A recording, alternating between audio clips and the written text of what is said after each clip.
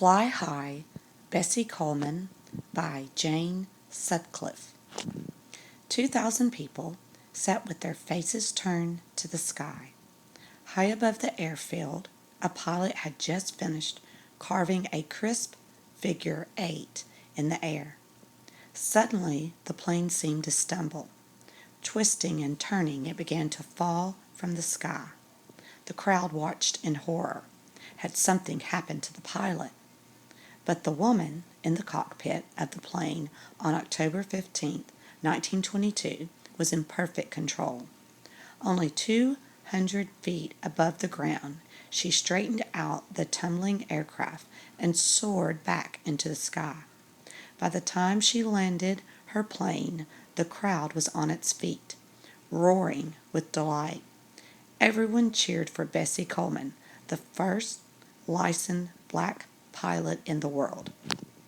Growing up, Bessie Coleman was born on January 26, 1892. She was a bright girl and a star pupil in school. In Waxahachie, Texas, where Bessie grew up, black children and white children attended different schools. Each year, Bessie's school closed for months at a time. Instead of studying, the children joined their parents picking cotton on big plantations. Bessie's mother was proud of her daughter's sharp mind. She didn't want Bessie to spend her life picking cotton and urged her to do something special with her life. Learning to fly. In 1915, when she was 23, Bessie Coleman moved to Chicago. She found a job as a manicurist in a men's barber shop. Coleman loved her job and the interesting people she met there.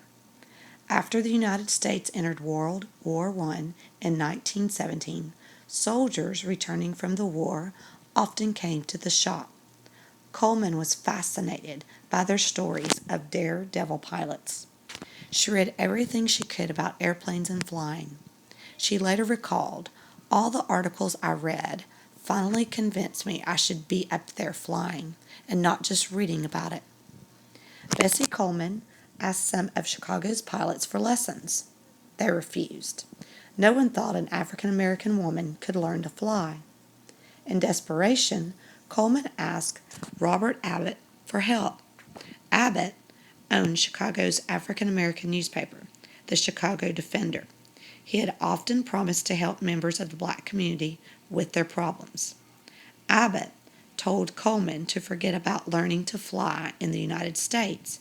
Go to France, he said to her, where no one would care if her skin was black or white. So she did.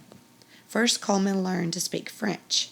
Then she applied to a French flying school and was accepted. On November 20, 1920, Coleman sailed for France, where she spent the next 7 months taking flying lessons.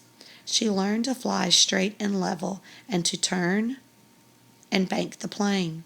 She practiced making perfect landings. On a second trip to Europe, she spent months mastering rolls, loops, and spins. These were the tricks she would need if she planned to make her living as a performing pilot. Performing in air shows.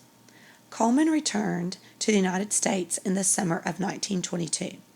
Wherever she performed, other African Americans wanted to know where they too could learn to fly. It was a question that made Coleman sad. She hoped that she could make enough money from her air shows to buy her own plane. Then she could open a school so everyone would have a chance to feel the freedom she felt in the sky. By early 1923, Coleman was close to her goal. She had saved her money and bought a plane. Then, as she was flying to an air show in California, her engine stalled. The brand new plane crashed to the ground. Coleman suffered a broken leg and 3 broken ribs. Still, she refused to quit. "Tell them all that as soon as I can walk, I'm going to fly," she wrote to friends and fans. Many people, both black and white, were very impressed by Coleman's determination. A white businessman helped her buy another plane. By 1926, Coleman was back where she had been before the crash. She wrote to her sister, "I am right on the threshold of opening a school." That spring, Bessie Coleman was invited to perform in Jacksonville, Florida. Early on the morning of April 30th, 1926, Coleman and another pilot took off for a short flight around the air show field. At first, everything went smoothly. Then a wrench that had been lying loose in the plane slid into the control gears, jamming them. Suddenly, the plane flipped upside down. Coleman had not strapped herself in, and she fell to the ground. Moments later, the plane crashed, killing the other pilot. At 34, Bessie Coleman was dead, but her dream survived.